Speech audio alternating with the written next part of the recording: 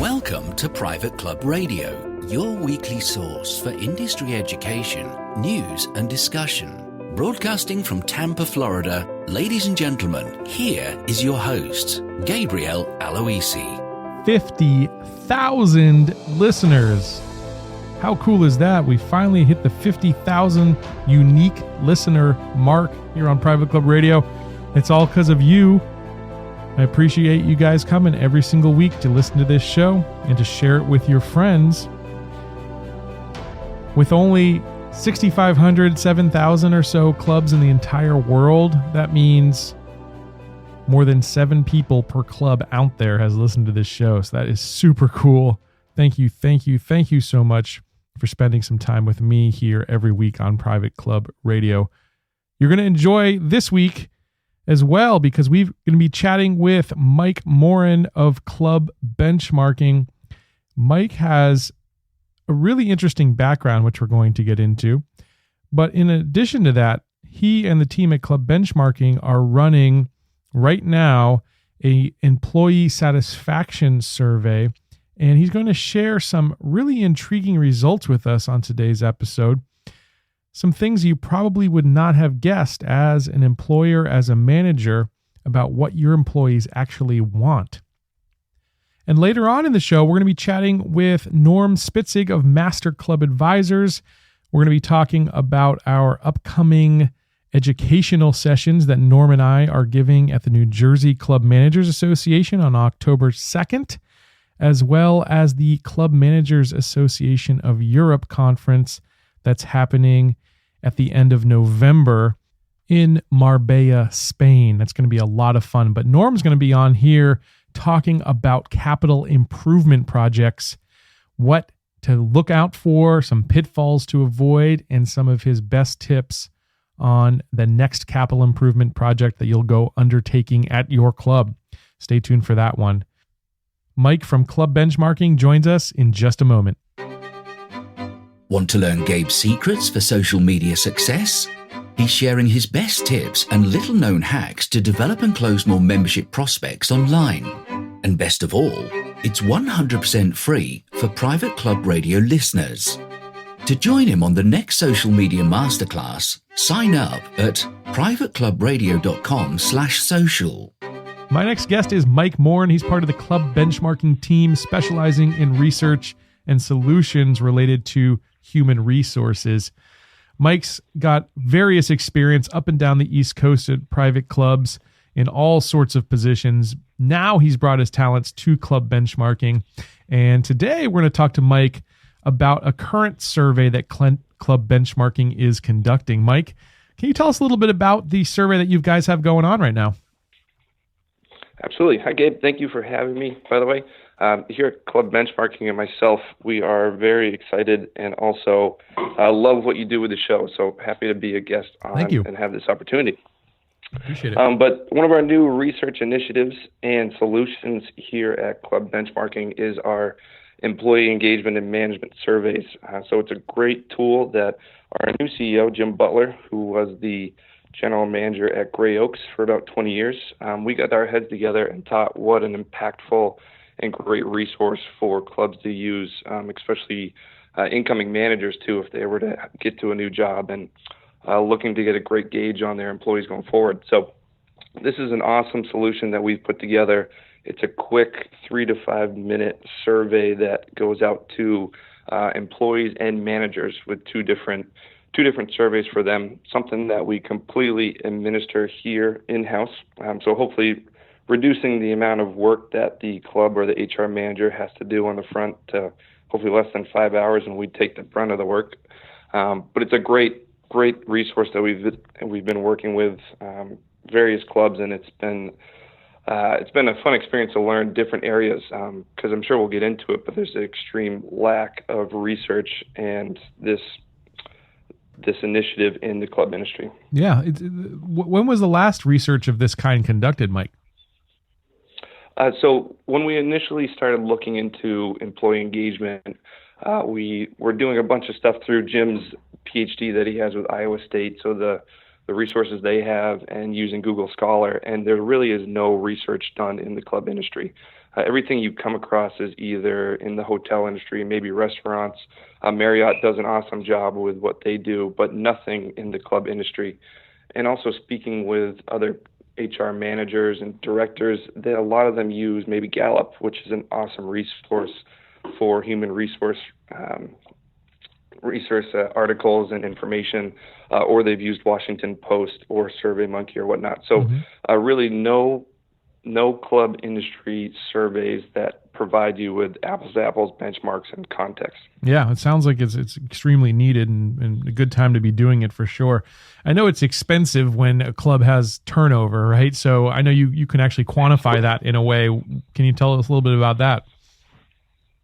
Sure. Yeah. So another thing, with our research and trying to figure out some numbers, with what we have in-house with our own data points and research, we know that the median club has a turnover rate about 34%. And then again, just kind of ballparking, if you were to say that the median club or the average club has about 104 full-time equivalent employees, and then whatever research you can find online, the average cost of turnover for a line level employee can be around $7,000. So if you're looking at a turnover of 34% and $7,000, that can be upwards to $200,000 a year you are spending on turnover, and that's the employee's whole work experience. So that's from all the way to hiring them, publishing, marketing, and all that, to the time that's spent on interviewing all of them, to actually having them work with you, the cost of covering them once they leave and it's unexpected. So there's a lot that goes into that turnover. It's huge. I hate turnover in my own company, and I can't even imagine when you have that many employees, because I have a pretty small company. But, we got to put a lot of effort into training them, like you said, getting them up to speed, learning our methodologies, how we do things. And then, of course, just the interview process itself and hiring. 7,000 is definitely doable, if not more, I would think. Now, you found that there are also some direct correlations between employee engagement and client member satisfaction. What are some of those, Mike? Right. So one of the things we say is, our employees, and I'm sure as everybody knows, they're really the lifeblood of your organization. They're the number one touch point. They have the direct contact with the members.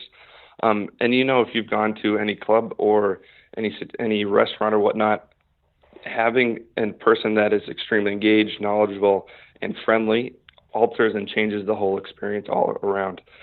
So just on the face value, thinking about that, how much they impact that customer experience, but also through the research, since we've started this initiative back in December of 2017, we now have reached critical mass for our whole number of responses that we have from this employee survey, and we can see through plugging in regression analysis that the largest impact and influencer in employee engagement is the direct supervisor too. Yeah, that's a great insight. So let's talk about a little bit more about some of the insights, because you've been conducting this survey now for, how long has it been going on, Mike? Just under a year. So we'd be at about 10 months currently. Yeah. So you've got probably some early insights to give us and share with our audience. Can you take us through a few of those? Absolutely. So looking through the research and with the amount of clubs I've been working with, and I've worked with some awesome clubs and human resource directors and some managers who have helped us learn as well. And I think that's some of the best experience I've had so far. But some of the biggest takeaways, knowing that direct supervisor has that largest impact on employee engagement. They're the ones kind of leading the way. They're the ones on the floor and that people look to. So understanding that sense of trust is such a huge part of that. And that trust gets correlated to the schedule, for example. So if you're putting out a schedule for the week on Sunday and the work week starts on Monday, think about the implications that you're putting. That employee or your employees don't have any appropriate time to schedule time with family or appointments or whatnot. And so you're kind of saying work's more important than your outside life, which, as we all know, family and friends really is the more important part of everybody's life, and hopefully it is. Right. So going back to that sense of trust and knowing that your leaders really have your back and are looking out for you. Some other things that we've taken away from, understanding how each employee contributes to the overall success. So understanding how whatever impact or what I'm doing every day really impacts what's going on, regardless if I think it's the smallest task. In some of the reading I've done, and I'm sure you might know this story, but I heard this awesome story about when JFK visited NASA back in the early 60s, before we put somebody on the moon. And he met this janitor that was on the side, just kind of doing what he was doing. And he went up and introduced himself. "Hi, I'm John F. Kennedy, and what do you do here?" And he said, "Sir, I'm a janitor, but I know that I'm putting a man on the moon." And it's like, wow, how awesome is that, knowing that this guy, even though he might not be a scientist or building the rockets or whatever, he knows what little role people might think he has, is doing or impacting those and allowing others to do what they need to do. Yeah. I never heard that story, but I love it. I mean, that says it all right there, how important everyone is. Yep. Absolutely. How about some other insights you've gleaned? Sure. So part of our survey, there's 5 certain areas that we focus on. One is their role, their department, their supervisor, their club as a whole, and then benefits. And as we know, benefits is a huge part of everybody's career or what they're trying to work for, and it's a great offering to have and build that relationship with the employee. So one of the lowest rating benefits, which I know clubs spend a ton of money on, is employee meals. And you think everything really revolves around food a lot of times, especially some of the best experiences you may have with family or friends or coworkers. It's always around an awesome meal that you're having or just together. Right. So knowing that it is one of the lowest rated satisfaction, but it has such an impact, maybe doing that little tweak. Or I had one club take the information and actually hire a employee meal chef or a cook to really amp that up and have people looking forward to spending those 15, 20 minutes together real quick and getting around a meal and then going back on the work. I love that. Yeah, that's a great tip right there. I would think that is a big benefit, but it's interesting that the data didn't prove that. Yeah. What about the cost of turnover worksheet that you've put together here? Yeah, so there's a few things we've done. With working with some of the clubs, we have put together, or actually kind of worked with SHRM to put together this cost of turnover worksheet. What it does is it helps you calculate or start to figure out what that actual cost is for turnover. So like I said, the time that's put into marketing, that is put into training and also interviewing. And then what I didn't know at first or didn't realize, but also you calculate the time that people are working overtime to cover the role that just left. So if that person's leaving, you obviously need somebody else to fill in their assignments. And so you're adding in more work time, possibly overtime, to other employees. And so calculating that and figuring out the impact of that. And so this is a great worksheet that's in Excel that you can start to play around with and start to gauge that. And if you are calculating your turnover, hopefully you can first figure out what that number is, hopefully not budget for it in a good way, but know that that's an impact, and then you can work overtime to reduce that. Yeah. And you're offering that to our listeners, and we appreciate you that because what a resource it is. I'm going to put that up on the interview page on our website for this interview. So look for Mike Morin's picture, and you'll have a chance to get that cost of turnover worksheet. I think that's a really, really valuable tool because going through that and really finding all the different ways that employee turnover impacts your bottom line is a good exercise to go through. I think I may do that myself, Mike. Now, you've also got some enhancement plan examples. Yes. So working, again, with awesome HR managers and the general managers, when we build out the reports for them and start to look through the data, we try to give some examples. I don't work at the club, so I'm not going to tell you necessarily what you're doing wrong, but some things that have stood out to me. And then with that involves in a dialogue and a great conversation to say, hey, what's your opinion on these results? Here's mine, and let's see if we can come up with some either goals or initiatives going forward so that you can relay these results back to your staff and your management. That's one of the biggest things to an employee survey. If you are doing a survey, is you need to make sure you communicate the results back to your staff, because if you aren't telling them that they're heard and any initiatives going forward, they're not going to take a survey again because they think you blew them off. And then second, they can't even hold you accountable for any initiatives you want to go forward, and then goals don't actually end up getting met if you're not holding people accountable for their goals. So this is a worksheet that I worked with a club down on the east coast of Florida to put together some initiatives that they're working on going forward. It also sets deadlines for all those goals. And then we're doing the survey frequently with them, or twice a year, which we suggest. And so hopefully over the 6 months between each survey, those goals are getting met. Then we'll measure them again and then keep going forward to hopefully enhance and increase their culture. That's fantastic. And we'll put that link to that as well on the show interview page on the website. And Mike, I would just like to let our listeners know how they can participate in this survey, because it's an ongoing survey that's being in the process of being conducted, right? Absolutely. So this is something that we provide as a solution for clubs if they're willing, they're looking to do it. It's a great resource, again, like I've said. So if they are looking to get involved or learn more information about it, they can find me at our website, clubbenchmarking.com, or email me directly. Absolutely. That's awesome, Mike. I just wanted, before we wrap things up, kind of maybe backtrack a little bit and just dive into your background and some of the things that you encountered along the way that made this so much of a passion in your life. Great. So I am a New Hampshire native. I went to the University of New Hampshire to attain my hospitality degree under Dr. Barros, who writes one of the few books for schools on hospitality and clubs. So I had a privilege of working under him and creating a great relationship and learning from him. But during that, I started working as a food and beverage intern at Bald Peak Colony Club under Chris Coulter, who's, again, an unbelievable mentor and manager, who's now at the Westmore Club in Nantucket. So I was a food and beverage intern, and then finally, after graduating and getting my winters opened up, I started doing the seasonal gig for a little bit, and I was going back and forth between New Hampshire and Jupiter, Florida, working at Jupiter Island Club on the east coast of Florida.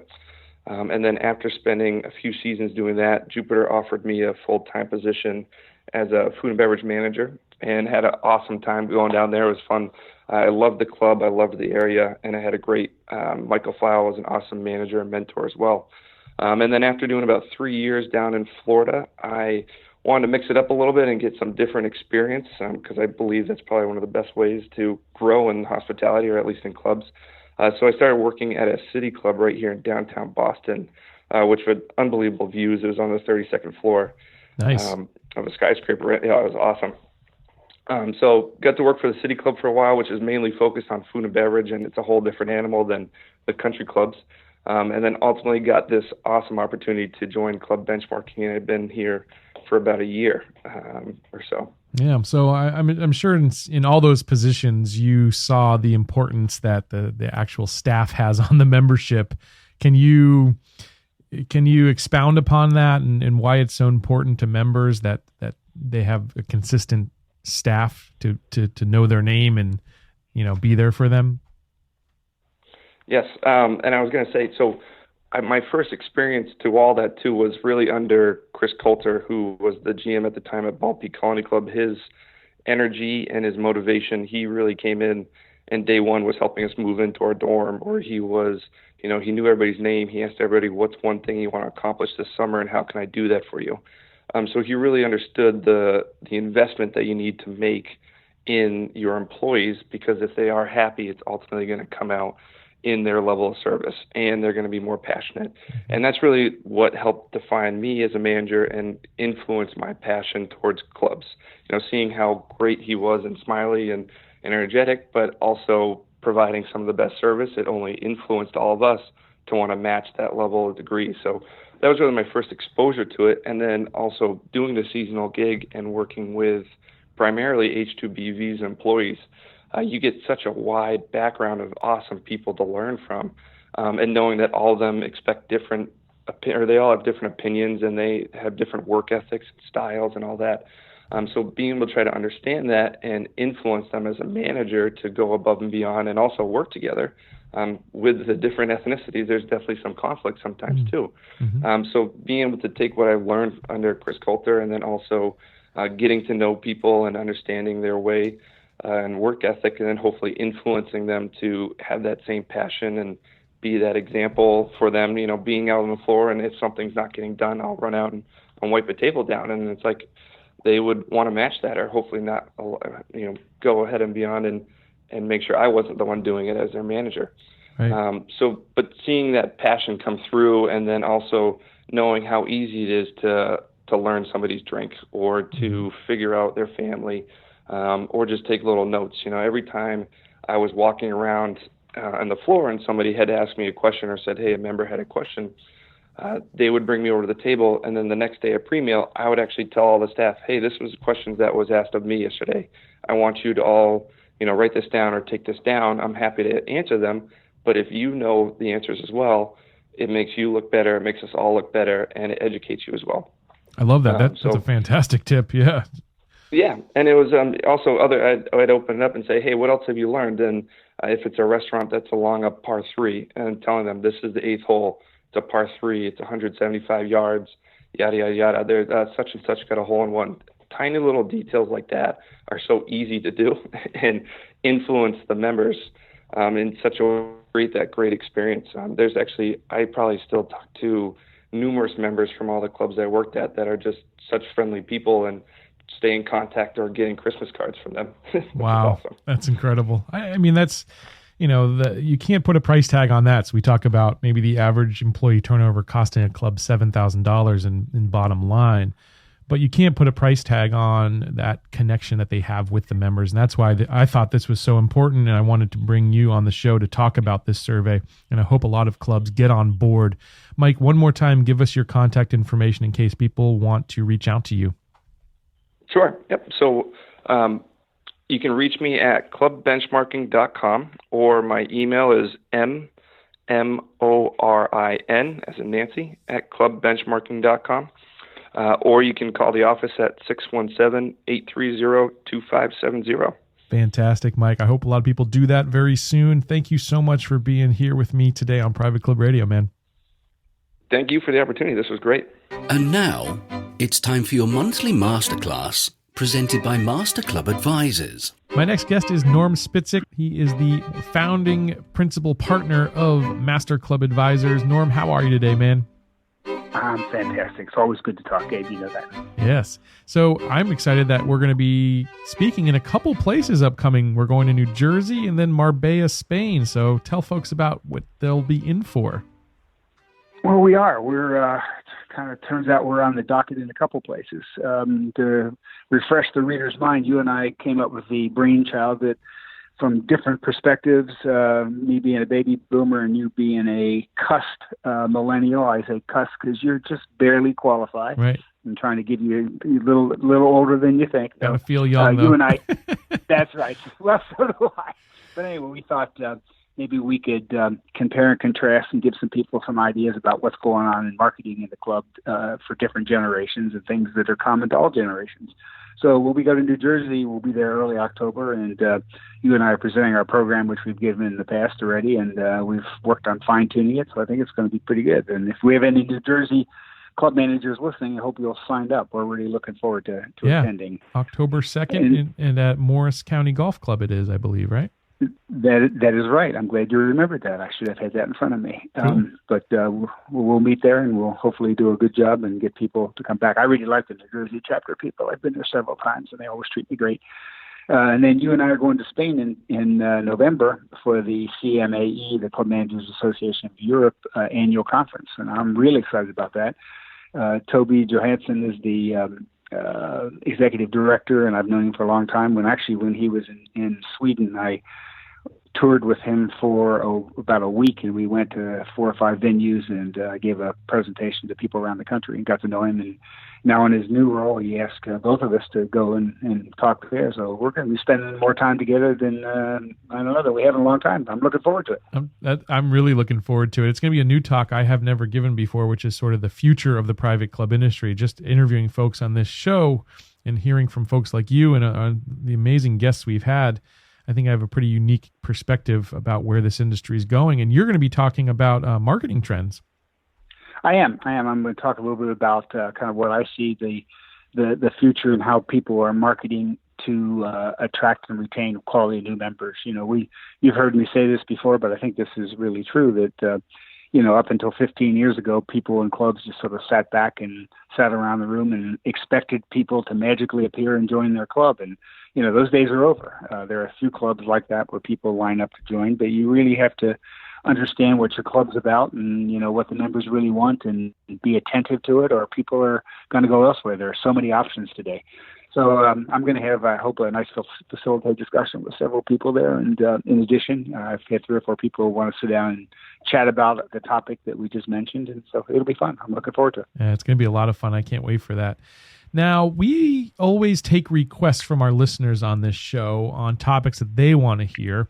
And one of the more requested topics lately has been capital improvement projects and some lessons learned and some things to watch out for. So I'd love to focus this week's masterclass on capital improvement projects. And you've led some big projects yourself, Norm, including the clubhouse at Ballin Isles, which was a $10 million project. So I'd love to hear some lessons that you learned from those processes. Sure, I'd be happy to tell you about it. I went to Ballin Isles when I got there, and the clubhouse, it was just coming out of the ground. The plans were far enough along that all the detail was worked out. But of course, the detail's never exactly right. But the clubhouse came out of the ground, and not me, but some of the higher ups in the company promised that we'd be open first, like November 1, and then after Thanksgiving, and then for the Christmas season. Well, we ended up opening in February. So one lesson right off the bat is make sure you never promise that you're going to be open until you're sure you're going to be open. Right. Because we had we created some ill will inadvertently by telling people we were going to be open. We kept pushing the date back. It never opens on time, does it?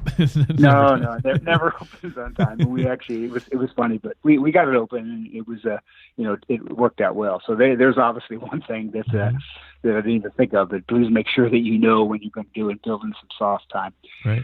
I think a bigger issue about capital improvement projects, though, is to make sure that whatever project you have is consistent with the club's strategic plan. That means, of course, that you have a strategic plan. Strategic plans are more than just capital improvement projects. We've talked about this in the past, but they're initiatives that are consistent and mutually supportive of each other that may include some capital improvements to the club. They might be, we want to have a full membership by the year 2020. We want to have a governance review and make sure we're consistent. We want to assess our finances. And of course, we maybe want to do some capital projects. I can tell you a couple of stories of clubs that didn't do that. One is there's a club in Chicago, and I won't name it, but I worked for them many years ago, and really a nice, prestigious club. Had big-time golf tournaments there in the past. And unbeknownst to the board, when I was going there, the pool committee decided that they were going to build a new $3 million pool. They got together wonderful plans, kind of without even telling the board. And they were beautiful. Don't get me wrong. The pool was pretty old and decrepit, but it wasn't part of the strategic plan of the club. And while it was important to the pool committee, it was not important to the majority of the people on the board at the time. They ended up doing it, but a decade later. So there's an example of a capital improvement project that's sort of good inherently for the members, but really didn't fit with the available finances and the strategic plan. I'll tell you one on me personally. The last club, early on, I ran Fort Wayne Country Club for about a dozen years in Fort Wayne, Indiana. It was a really nice, fine Midwest club. Lots of good memories, lots of friends from there still today. The last president I worked for was not my favorite person in the world, enough said. He decided pretty much on his own that the highest priority was renovating the ladies' locker room. And if you ask any 10 members at random in the club or any 100 members, that might have been okay, but it certainly wouldn't have made the top 20 list. Right. And he and I got into it pretty quickly about that, not because I was anti-ladies locker room, but because we didn't have the funds committed for it, and two, it really wasn't a high priority of the strategic plan at the time or the current board. So again, there's an example of a case where some rogue person or some outspoken person can push a capital project. The next thing you know, you're doing it before it needs to be done, or doing it in a way that's slanted to his or her needs. So the first lesson really is make sure that you've got a long-range, thoughtful strategic plan, which includes not only the capital improvement projects, but your vision of the priority of them and how you're going to implement them in 1 year. So that's certainly the first thing. Yeah.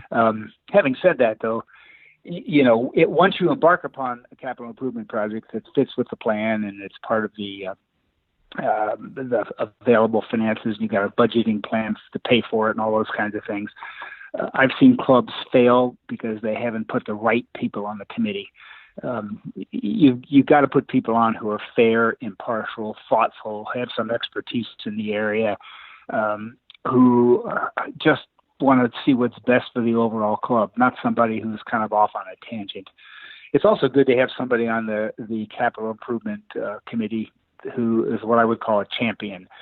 Someone who really is gung-ho about this particular project, have some knowledge of it, understands kind of, why it's important for the club, and someone who will, give of their valuable time, because these are, volunteer people, to see the project through from the beginning to the end. So I would do that. I'd make sure that you put the right people on the committee. I don't know how I say this without getting in trouble, but Lyndon Johnson used to say, always question, is it better to put people who are against what you're doing inside the tent, I'll say urinating out, or outside the tent urinating in? He used a different word. You can say anything. This is a podcast. You can say anything you want here. Oh, well, good. It's a great analogy. You really, I think it's a mistake when you put those people on the committee because they're inherent naysayers and you want to appease them. Yeah. If they're jerks, don't put them on the committee. Right. But I've learned that the hard way too. Yeah. Anyway, so now you've got the project. It's part of the plan. You've got a financial plan approved for it, and that's a whole separate issue. But you've got that.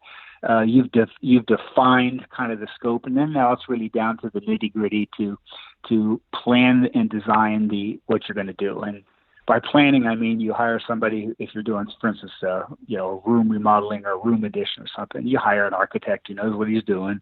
You hire an interior designer. You just don't take 4 men and ladies who think they have taste and put them on the committee and make them, interior designers. At Fort Wayne Country Club, in the locker room I was telling you about, the guy put his wife on and she picked out some of the things. She picked out carpet that was not commercial carpet. It was really a disaster. Oh, no. You can tell this is maybe scarred me for life. Oh gosh. You know where the pitfalls are. It's important. Well, you do. That's right. You don't want to have somebody who's a home designer because it's a friend of the person on the committee who's never really designed, commercial work. Your club might be a home away from home, but you better make sure you have commercial carpet and, things that can stand up to wear and tear of the traffic. So you've got a professional designer, a professional architect. I would also say if the project is significant scope, that you hire a project overseer, someone who is hired and gets paid to literally watch every single day, from the construction to the paint to the furnishings, that people deliver what they promise, that they don't overcharge you, that there's no add-ons that are not approved, because those dreaded add-ons can come and really get you in the end. So right. At Battle House, for instance, we had a person whose job was to literally hired to do nothing but oversee the whole construction project from the day the clubhouse came out of the ground till it was finished. Now, obviously, we had meetings weekly with him, sometimes more often at the end, but we really, would guide him and make sure things are going right. But he was the guy who really was there from sunup to sundown, because when you spend $10 million, you want to make sure you spend 10 to get you every dollar that you're promised, and you don't spend 12 because it's easy to get away from you. It's good to have a point person like that, I would think, so that, and rather than having to chase down multiple different contractors and whatnot, you've got one person you can voice your concerns to. That's right. And you pay them a fair wage, and these people are good at it. The guy we had at Ballinhouse, I remember, was really pretty good, and was good about the detail and understood the specs and remodeling, and I'm sure saved the company quite a bit of bucks. And I'd like to say we came in on time and on budget. I think we came in on budget pretty closely, but I mentioned earlier not so much on time. That wasn't his fault. Right. That wasn't his fault. That just happens. And then, of course, that just happens. And of course, once you've got the plan design, you actually build. There's a whole nother phase where you're actually you're actually building it. And again, I would encourage people who are doing this not to get caught up in the enthusiasm where we say we're going to be open for Christmas, and you're open for Christmas if everything goes to glee and there's no hurricane that shuts things down in Florida for 2 weeks, and or in the Carolinas. So many things could occur. So you tell people vaguely, we hope to be open by March 1st, and they go, oh, that's terrible. We want to be open by March 1st. And then if you open February 1st, you're a hero. You really are. Yeah, exactly. It's better to overshoot, I think. You're right. Yeah, I did recently did the general manager placement at the Lakeland Country Club. Used to be the Lakeland Yacht and Country Club, but they neither had yachting and they didn't have golf. They're a great group of people though. And placement's been there. I think it's been there about 3-4 months, and they're pretty good. They're hoping to open the clubhouse sometime this year, but I think they're smart enough to know that they still haven't announced it yet, the specific date. So there's a good example. You really don't want to do it. It's going to be a really nice club, by the way. So nice. I'm looking forward to going back. Cool. So that's really kind of an overview of what you need to do. There are 1,000 details about what you need to do. You can obviously Google these, or and hire somebody who's been who's done this before and get all the minutiae and the detail, because filling in the detail is important. Yeah. But that's kind of an overview of what needs to be done. That's fantastic. Well, thank you so much for just shedding some light on that process, because again, that's what listeners wanted to hear. We want to make sure that we deliver that here on Masterclass for our listeners. Now, Norm, what's happening at Master Club Advisors right now? Well, actually, Gary and I have been very busy, which is good. Gary is relatively new to the firm, but I think one of the most talented people, certainly in executive search, and his enthusiasm is contagious. You've had Gary on the show a bunch of times. Nicest guy in the world. Well, he is, and most one of the upbeat guys in the whole world. And Gary's completed a couple searches of late. Currently has one in North Carolina. Interesting enough, Gary and I have done a couple searches in the last 6 months together that are owned by corporations. I think a lot of even corporations realize that they may not have the expertise to find somebody who fits what they're looking for, in the golf clubs that they own. For instance, one of them was a director of membership marketing, and it was a big position. This is a company with thousands of people and their employee, and we just concluded that successfully. So our searches have increased. I've also now have 3 clubs I'm working with on their strategic plan. Some of them were still in the preliminary stage, some later on. I think I mentioned this before, that I'm going, Greg Patterson and I are going on Sunday night to Quito, Ecuador. We're working with a place called the Arianas Country Club. It's my return trip. Greg was under the weather and couldn't make it in April. And we're going back, and we're going to do a little service training to the staff. But more importantly, we're working with the board together to help them hopefully finish up their strategic plan. So, I really love working with boards to help them focus their resources and energies on doing what's right for them and their members from a long-term perspective. This club is really fabulous. I may have mentioned it in past talks, but they've got soccer fields, and they've got a beautiful golf course, and they've got a clubhouse and a special clubhouse dedicated just for children. They've done some things there that many clubs in the United States wish they had done or just contemplating now. So it's going to be fun to go back. Greg and I are there. We're working Monday, Tuesday, Wednesday, I think Thursday part of the day, but Thursday, Friday is a little fun and touring, and then we're back home again. So it's going to be a good trip. That's awesome. That's gonna be a lot of fun. Just make sure you don't break your leg out there, Norm, because you don't want to have surgery in Ecuador. It's a beautiful country, but please don't have surgery there. I will do my best not to break my leg. No promises. You never know, but I'll do my best. Don't go running I know you like to go running in the morning. Don't go cliffside or mountainside or anything. I won't, but I will. I looked at the temperature in advance. Temperature's not so bad. It's pretty consistent all year, and it's 50s, 60s.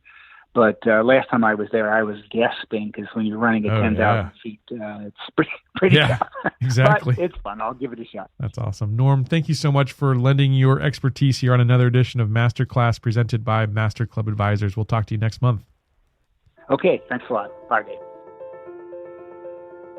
That's going to do it for this episode of Private Club Radio. I hope to see you. If you're in New Jersey, I hope to see you there. And if you are in Europe, I really hope to see you there. It's going to be a fun trip. I'll actually be in Europe for an entire month, the whole month of November, starting at the Club Leadership Summit in early November, ending in Marbella, Spain. It's going to be an action-packed November. I hope to catch you there. I hope to catch you back here next week. And until then, here's to your membership success. Private Club Radio is brought to you by Concert Golf Partners, helping to preserve and enhance private golf and country clubs. Concert Golf has the capital, expertise, and private club hospitality experience to help upscale private clubs achieving long-term success and membership growth. For 25 years, Concert Golf has allowed private club members to focus on simply enjoying their club. Visit concertgolfpartners.com to learn more about the recapitalization process.